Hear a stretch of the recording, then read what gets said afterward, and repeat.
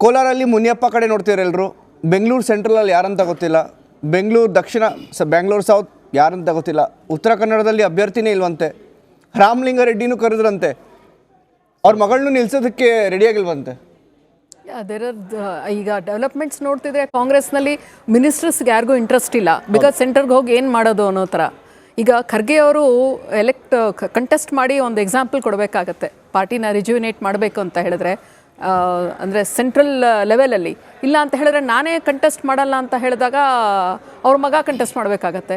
ಅವಾಗ ಪ್ರಿಯಾಂಕ್ ಖರ್ಗೆ ಅವರು ಅಂದರೆ ಲೀಡರ್ ಶುಡ್ ಸೆಟ್ ಎಕ್ಸಾಂಪಲ್ ಅಂತ ಹೇಳಿದ್ರೆ, ರಾಮಲಿಂಗಾರೆಡ್ಡಿ ಅವರು ಇಂಟ್ರೆಸ್ಟ್ ಇಲ್ಲ, ಅವ್ರ ಮಗಳನ್ನ ನೋಡ್ತೀನಿ ಅಂತ ಹೇಳ್ತಾ ಇದ್ದಾರೆ. ಬಿಕಾಸ್ ಗೊತ್ತು ಈಗ ನಾನು MP ಆಗಿ ಏನು ಮಾಡಬಹುದು ಅನ್ನೋದು ಒಂದಿರುತ್ತೆ ಅವ್ರಿಗೆ ಕಾಂಗ್ರೆಸ್ಸಲ್ಲಿ. ಆ ಒಂದು ಡೆಸ್ಪರೇಷನ್ನು ತೋರಿಸ್ಬಾರ್ದು ಈ ಹಂತದಲ್ಲಿ.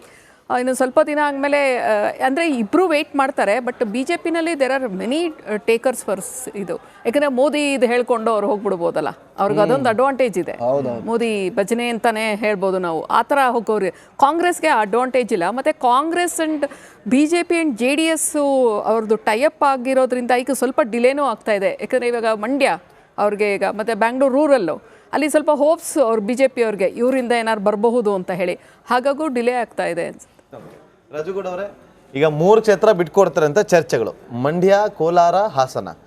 ಹಾಸನಲ್ಲಿ ಅವ್ರಿಗೆ ಕೊಡ್ತಾರಾ ಅಥವಾ ಏನಾಗುತ್ತೆ ಅನ್ನೋ ವಿಚಾರ ಒಂದು ಕಡೆ ಆದರೆ, ಮಂಡ್ಯದಲ್ಲಿ ನಾವು ತಿಳ್ಕೊಂಡ ಮಟ್ಟಿಗೆ ಅಲ್ಲಿನ BJP ಕಾರ್ಯಕರ್ತರು ಬಿಟ್ಕೊಡೋದಕ್ಕೆ ರೆಡಿ ಇಲ್ಲ ಅಂತೇಳಿ.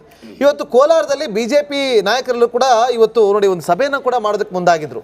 ನರೇಂದ್ರ ಮೋದಿ ಅವರು ಕೋಲಾರಕ್ಕೆ ಬರಬೇಕಾಗಿತ್ತು, ಬರ್ತಾ ಇಲ್ಲ, ಅವರು ಬೇರೆ ಕಡೆಗೆ ಹೋಗ್ತಿದ್ದಾರೆ ಅಂತೇಳಿ. ಯಾಕೆ ಬರ್ತಾ ಇಲ್ಲ? ನಮ್ಮ ಕ್ಷೇತ್ರಕ್ಕೆ ಬರಬೇಕು, ಹಾಗಾಗಿ ನಾವು JDS ಅವ್ರಿಗೆ ಬಿಟ್ಕೊಡೋದು ಬೇಡ, ನಮ್ಮವ್ರಿಗೆ ಒಂದು ಕೊಡಲಿ ಅಂತೇಳಿ. ಈಗ ನೋಡಿ, ಇದನ್ನು ಹೇಗೆ ಸಂಭಾಳಿಸ್ತೀರಿ? ಚರ್ಚೆಗಳು ನಡೆಯುತ್ತೆ. ಯಾವುದೇ ಒಂದು ಪಕ್ಷದಲ್ಲಿ ರಾಜಕೀಯ ಬದಲಾವಣೆಗಳಾಗುವಂಥ ಸಂದರ್ಭದಲ್ಲಿ ಚರ್ಚೆಗಳ ಸಹಜ. ಈಗ ನಾವು ಒಂದು ಸತಿ ಬೇಡ ಅಂತಾರೆ, ಮತ್ತೊಮ್ಮೆ ಬೇಕು ಅಂತಾರೆ. ಅವ್ರನ್ನೆಲ್ಲರನ್ನೂ ಮನವೊಲೈಸಿ ಒಂದು ಹದಕ್ಕೆ ತಂದು ಅವ್ರನ್ನ ಕರ್ಕೊಂಡು ಹೋಗ್ಬೇಕಾದ್ದೇ ರಾಜಕೀಯ. ಯಾವುದೇ ಒಂದು MP ಎಲೆಕ್ಷನ್ಸ್ ಅಂದರೆ MP ಎಲೆಕ್ಷನ್ ಅಂದರೆ ಆಡೋ ಮಕ್ಕಳ ಆಟ ಅಲ್ಲ, ಒಂದು ಕೌನ್ಸಿಲರ್ ಎಲೆಕ್ಷನ್ ಥರ ಅಲ್ಲ.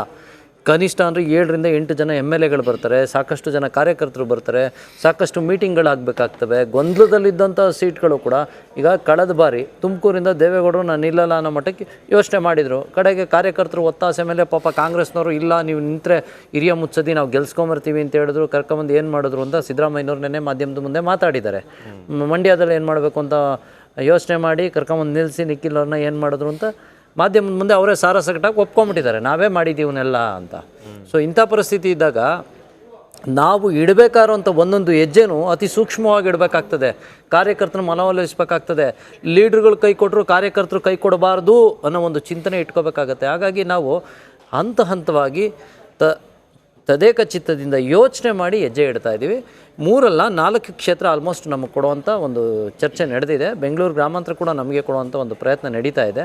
ಸೊ ಈ 4 ಕ್ಷೇತ್ರದಲ್ಲೂ ನಾವು ಜಯಗಳಿಸ್ತೀವಿ ಅನ್ನೋ ಒಂದು ಚಿಂತನೆ ಕೂಡ ಇಟ್ಕೊಂಡಿದ್ದೀವಿ. ಮತ್ತು ಆ ಮುಖೇನ ಕೆಲಸಗಳು ಕೂಡ ಆಗ್ತಾ ಇದ್ದಾವೆ. ಈಗ ಆಲ್ರೆಡಿ ಅಲ್ಲೇ ಗ್ರೌಂಡ್ ವರ್ಕ್ ಸ್ಟಾರ್ಟ್ ಆಗಿದೆ. ಎಲ್ಲ ನಮ್ಮ ಪಕ್ಷದ ಕಾರ್ಯಕರ್ತರು ಹುಮ್ಮಸ್ನಿಂದ ಆಲ್ರೆಡಿ ಅಲ್ಲೇ ಕ್ಷೇತ್ರಗಳಲ್ಲಿ ಓಡಾಡ್ತಾ ಇದ್ದಾರೆ. ಕ್ಯಾಂಡಿಡೇಟ್ ಯಾರೇ ಆಗ್ಬೋದು. ಈಗ ಹಾಸನ ಬೇರೆಯವ್ರಿಗೆ ಕೊಡ್ತಾರೆ, ಇನ್ನೊಬ್ರು ಕೊಡ್ತಾರೆ ಅನ್ನೋ ಒಂದು ಚರ್ಚೆಗಳು ಎಲ್ಲ ಮಾಧ್ಯಮಗಳಲ್ಲೂ ಹರಿದಾಡ್ತಾ ಇದೆ. Prajwal Revanna is very good. ಮತ್ತು 12,500 ಕೋಟಿಯಷ್ಟು ಅನುದಾನನ ತಂದು ಕೆಲಸ ಮಾಡಿರೋದ್ರ ಬಗ್ಗೆ ಮೊನ್ನೆ ಒಂದು ಪುಸ್ತಕ ಕೂಡ ಬಿಡುಗಡೆ ಮಾಡಿದ್ದಾರೆ. ಇನ್ನು ಕೋರ್ಟಲ್ಲಿ ನಡೀತಾ ಇದೆಯಲ್ಲ, ಯಾವ್ದು ನಡೀತಾ ಇದೆ? ಪ್ರಜ್ವಲ್ ರೇವಣ್ಣ ಅವ್ರದ್ದು ಏನು ನಡೀತಾ ಮಂಜು ಅವ್ರು ಹಾಕಿರೋ ಕೇಸ್ ವಿಚಾರ ಕೇಸ್ ವಾಪಸ್ ತಗೋತಿದ್ರೆ ನೋಡಿ ಅಲ್ಲಲ್ಲ ನೋಡಿ, ಕೇಸು ನಡೆಯೋದು ಸಹಜ. ಆಗೋದ್ರೆ ಏನ್ ಮಾಡ್ತೀರಿ? ಆಮೇಲೆ ನೋಡೋಣ. ಈಗ ಎಲೆಕ್ಷನ್ಸ್ ಯಾವ ರೀತಿನೇ ಆಗ್ತವೆ ಅಂದ್ರೆ, ಈಗ ನೋಡಿ 5 ವರ್ಷದಿಂದ ಕೋರ್ಟಲ್ಲಿ ನಡೀತಾ ಇದೆ. ಇದೇ ಒಂದು ಸಣ್ಣ ಉದಾಹರಣೆ ಕೊಡ್ತೀವಿ. ತಮಿಳುನಾಡಿನ ಮುಖ್ಯಮಂತ್ರಿ ಆಗಿದ್ದಂಥ ಜಯಲಲಿತಾ ಅವ್ರದ್ದು ಕೇಸು ಎಷ್ಟು ವರ್ಷ ನಡೀತು? ಅಖಂಡವಾಗಿ 18 ವರ್ಷ 9 ತಿಂಗಳು ಕೇಸ್ ನಡೀತು. ಕನ್ವಿಕ್ಷನ್ ಆಯಿತು. ಇಮಿಡಿಯೇಟಾಗಿ 2 ದಿನಕ್ಕೆ ಇನ್ನೊಂದು ಕೋರ್ಟಿಗೆ ಜಂಪ್ ಆಯಿತು. ಸೊ ಕೋರ್ಟ್ಗಳಲ್ಲಿ ಏನಾಗ್ತವೆ, ಕೆಲವು ಸತಿ ಡಾಕ್ಯುಮೆಂಟ್ರಿ ಬಿಟ್ಟೋಗಿರ್ತವೆ, ಅದನ್ನು ಪ್ರೊಡ್ಯೂಸ್ ಮಾಡಬೇಕಾಗಿರುತ್ತೆ. ಹಿಂಗೆ ಕೇಸ್ಗಳು ನಡ್ಕೊಂಡು ಹೋಗ್ತವೆ. ಕೇಸಿನ ಬಗ್ಗೆ ನಮಗೆ ವಿವಾದ ಇಲ್ಲ. ಆದರೆ ಕ್ಯಾಂಡಿಡೇಟ್ ಬಗ್ಗೆ ಯಾರೇನಿಲ್ಲ, ನಾನು ಅದನ್ನೇ ನಿಮ್ಗೆ ಹೇಳಿದ್ದು. Prajwal Revanna is good. Youngster ಇದ್ದಾರೆ. ಸಮಾಜಕ್ಕೆ ಯುವಕರು ಬೇಕಾಗಿದೆ. ರಾಜಕಾರಣದಲ್ಲಿ ಯುವಕರು ತೊಡಗಿಸ್ಕೊಂಡಷ್ಟು ಹೊಸ ಬದಲಾವಣೆಗಳಾಗ್ತವೆ ಅನ್ನೋ ಒಂದು ಚಿಂತನೆ. ನಿಮ್ಗೊಂದು ಪ್ರಶ್ನೆ. ಈಗ ನಾನು ಬ್ರೇಕಿಂಗ್ ನ್ಯೂಸ್ ಬಂತು, ಹೇಳ್ಬಿಡ್ತೀನಿ ನಿಮಗೆ.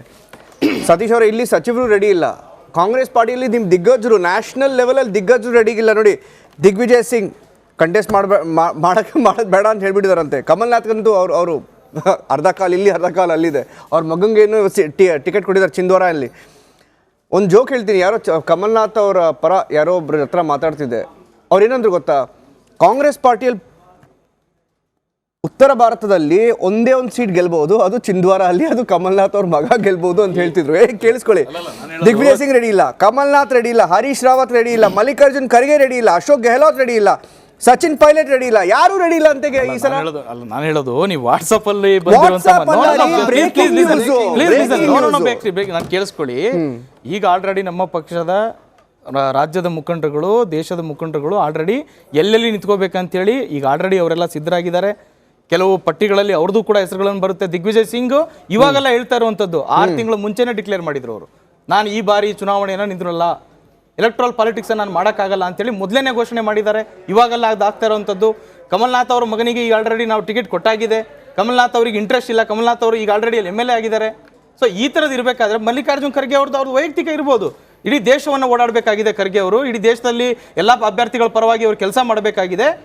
ಕರ್ನಾಟಕಕ್ಕೆ ಬಂದರೆ ಖರ್ಗೆ, ಕಲಬುರಗಿಗೆ ಬಂದರೆ ದೊಡ್ಡ ಶಕ್ತಿಯಾಗಿ ಬರ್ಬೋದು, ಕಾಂಗ್ರೆಸ್ ಕಾರ್ಯಕರ್ತರ ದೊಡ್ಡ ಹುಮ್ಮಸ್ಸನ್ನು ಬರ್ಬೋದು. ಆದರೆ ಅದನ್ನ ಮೀರಿಯೂ ಕೂಡ ಇಡೀ ದೇಶದಲ್ಲಿ ಅವ್ರು ಓಡಾಡಬೇಕಾಗಿದೆ. ಹಾಗಾಗಿ ಅವರು ಆ ತೀರ್ಮಾನವನ್ನು ತಗೊಂಡಿರ್ಬೋದು. ಪ್ರಧಾನಮಂತ್ರಿ ಕ್ಯಾಂಡಿಡೇಟ್ ಆಗಬಹುದು, ಆ ಸ್ಟ್ಯಾಚರ್ ಇದೆ ಅವ್ರಿಗೆ, ಯಾಕೆ ಕಂಟೆಸ್ಟ್ ಮಾಡಬಾರ್ದು? ಅಲ್ಲ, ಖಂಡಿತ ಕಂಟೆಸ್ಟ್ ಮಾಡೋ ಥರದಿದ್ರೆ ಕಾಂಗ್ರೆಸ್ ಪಾರ್ಟಿ ಅದಕ್ಕೆ ಸಿದ್ಧವಾಗಿದೆ. ಆ ಥರದೊಂದು ಇಡೀ ಕರ್ನಾಟಕದಲ್ಲಂತರೂ ಖರ್ಗೆ ಅವರು ಬರೀ ಕಲಬುರಗಿ ಅಲ್ಲ, ಎಲ್ಲಿ ಬೇಕಾದರೂ ಅವರು ನಿಂತ್ಕೊಳ್ಬೇಕಾದಂಥ ಯಾವ ಕ್ಷೇತ್ರದಲ್ಲಾದರೂ ಕೂಡ ಖಂಡಿತ ಗೆಲ್ಲುವಂಥ ಎಲ್ಲ ವಾತಾವರಣಗಳಿದ್ದಾವೆ. ಸರ್ಕಾರ ಆ ರೀತಿ ಕೆಲಸ ಮಾಡಿದೆ. ಗ್ಯಾರಂಟಿ ಕೆಲಸಗಳು ಅತ್ಯಂತ ಪ್ರಬುದ್ಧವಾಗಿ ಅಲ್ಲಿ ಹೋಗಿದ್ದಾವೆ. ಪ್ರತಿಯೊಬ್ಬ ಮಹಿಳೆಯರಿಗೂ ಮುಟ್ಟಿದೆ, ಪ್ರತಿಯೊಬ್ಬ ಯುವಜನರಿಗೆ ಮುಟ್ತಾ ಇದೆ, ಪ್ರತಿಯೊಬ್ಬರಿಗೂ ಕೂಡ ಗ್ಯಾರಂಟಿಯ ಸ್ಕೀಮ್ಗಳು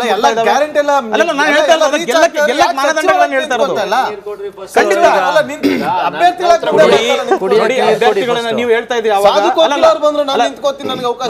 ಕೇಳಿಸ್ಕೊಳ್ಳಿ, ಆಗ್ಲೇ ನೀವು ಹೇಳ್ತಾ ಇದ್ರಿ, ಇವರು ಸರ್ ತುಂಬಾ ಚೆನ್ನಾಗಿ ಅದ್ಭುತವಾಗಿ ಹೇಳಿದ್ರು.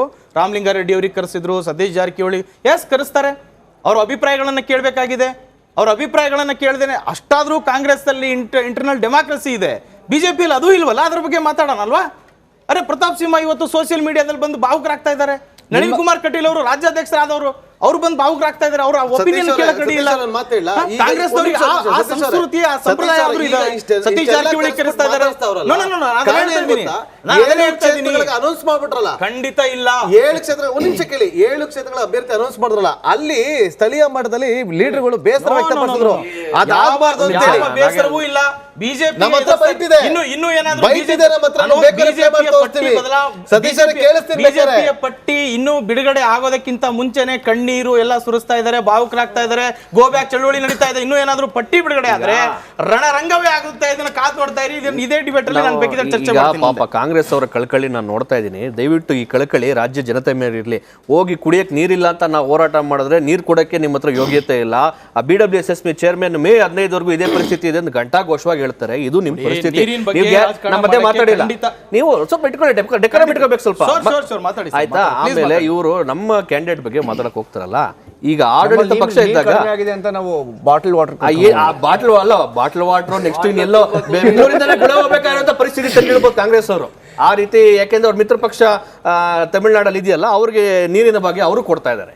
ಸೊ ಈಗ ಹಾಗಾಗಿ ಇಲ್ಲಿ ನಾವು ಹೇಳೋಂಥದ್ದು ನಮ್ಮ ಅಭ್ಯರ್ಥಿಗಳ ಬಗ್ಗೆ, ಆಯ್ಕೆ ಬಗ್ಗೆ ಅವ್ರು ಅಷ್ಟೊಂದು ಕಾಳಜಿ ತೋರಿಸ್ತೀರಂತಲ್ಲ, ಆ ಕಾಳಜಿಯನ್ನು ನಿಮ್ಮ MLA ಮಾತಾಡಿದ್ರಲ್ಲ, ನೀವು ನಮಗೆ ಓಟ್ ಹಾಕಿಲ್ಲ ಅಂದರೆ ಧಮಕಿ ಹಾಕಿ ಗ್ಯಾರಂಟಿಗಳನ್ನ ನಿಲ್ಲಿಸ್ತೀವಿ ಅಂತ, ಅವ್ರ ಬಗ್ಗೆ ಇಟ್ಕೊಳ್ಳಿ. ಸೊ ಅದ್ರ ಬಗ್ಗೆ ನಮಗೆ ಹೇಳೋದಕ್ಕೆ ಬರೋದು ಬೇಡ. 28 ಕ್ಷೇತ್ರಗಳಲ್ಲಿ ನಾವಂತೂ ಒಂದು ಆಡಳಿತಾರೂಢ ಪಕ್ಷ ಇದ್ದಾಗ ಸುಮಾರಷ್ಟು ಸಚಿವರನ್ನ ನೀವು ಮುಂದೆ ಬಿಟ್ಟು ನಿಮ್ಮ ಹತ್ರ ಅಭ್ಯರ್ಥಿಗಳು ಇಲ್ಲದೆ ನೀವು ಅವರನ್ನ ಚುನಾವಣೆ ನಿಲ್ಲಿಸುವಂಥ ಒಂದು ಪ್ರಕ್ರಿಯೆಗೆ ನೀವು ಹೋಗಿದ್ದೀರಾ. ಸೊ ತಮ್ಮಲ್ಲಿ ಸಂಘಟನೆ, ಆಮೇಲೆ ಲೋಕಸಭೆ ಕ್ಷೇತ್ರಕ್ಕೆ ಚುನಾವಣೆ ನೀವು ಹೇಗೆ ತಯಾರಿ ಮಾಡ್ತಾರೆ ತಮ್ಮಲ್ಲಿ ತಾವು ಗಮನಿಸ್ಕೊಳ್ಳಿ. ಆಮೇಲೆ ಖರ್ಗೆ ಅವ್ರ ಬಗ್ಗೆ ಹೇಳಿದ್ರು, 2 ಲಕ್ಷ ಮತದ ಅಂತರದಿಂದ 2019 ಸೋತವರು, ಅದನ್ನು ಅವ್ರ ಗಮನದಲ್ಲಿ ಇಟ್ಕೊಳ್ಳಿ.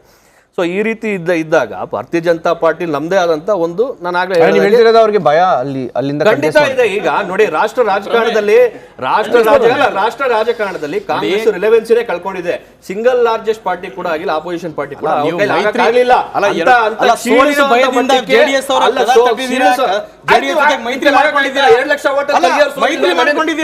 ಸೃಷ್ಟಿ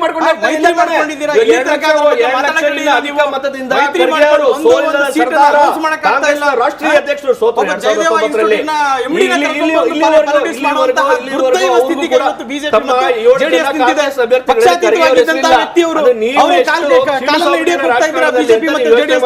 ನಿಮ್ಮ ಇಂಥ ಯೋಗ್ಯತೆ ಇವತ್ತು ಪರಿಸ್ಥಿತಿ. ರಾಷ್ಟ್ರ ರಾಜಕಾರಣದಲ್ಲಿ ಎಲ್ಲಿದೆ? ಪಕ್ಷಾತೀತವಾಗಿ ನೀವು ರಾಷ್ಟ್ರ ರಾಜಕಾರಣದಲ್ಲಿ ಪರವಾಗಿದ್ದಂಥ ಅರ್ಥ ಮಾಡ್ಕೊಳ್ಳಿ. ವ್ಯಕ್ತಿಯನ್ನ ಕರ್ಕೊಂಡು ನಿಮಗೆ ಬಂದು ರಾಷ್ಟ್ರ ಮಾತಾಡ್ತಾ ರಾಜಕಾರಣದಲ್ಲಿ ಬಹುಶಃ ನಿಮಗೆ ಒಪ್ಪಂದ ಇಲ್ಲ. ಗೊತ್ತಿಲ್ಲ, ಬಹುಶಃ ನಿಮಗೆ ಒಪ್ಪಂದ ಬೇಸೇ ಇಲ್ಲ. ಇಂಥ ಒಂದು ನಿಮ್ಗೆ ಕ್ಯಾಂಡಿಡೇಟ್ ಇಲ್ಲ. ಹಾಗಾಗ್ಲಿ ನಿಮ್ಗೆ ಕ್ಯಾಂಡಿಡೇಟ್ ಇಲ್ಲ. ಕ್ಯಾಂಡಿಡೇಟ್ ನೀವು ನೀವು announce ಮಾಡೋ 7 ಜನದಲ್ಲಿ 7 ಜನ ಸೋಲ್ತಾರೆ ನೋಡಿ ಬೇಕಾರೆ. ಅಲ್ಲ ನನ್ನ ಸೋಲೋದು ಕಾಂಗ್ರೆಸ್ ಗೆಲ್ಲೋದು ಮಿತ್ರ- ಬಿಜೆಪಿ ಅಲ್ಲಲ್ಲ, ನಿರ್ಧಾರ ನನ್ನ ಮಾಡೋದು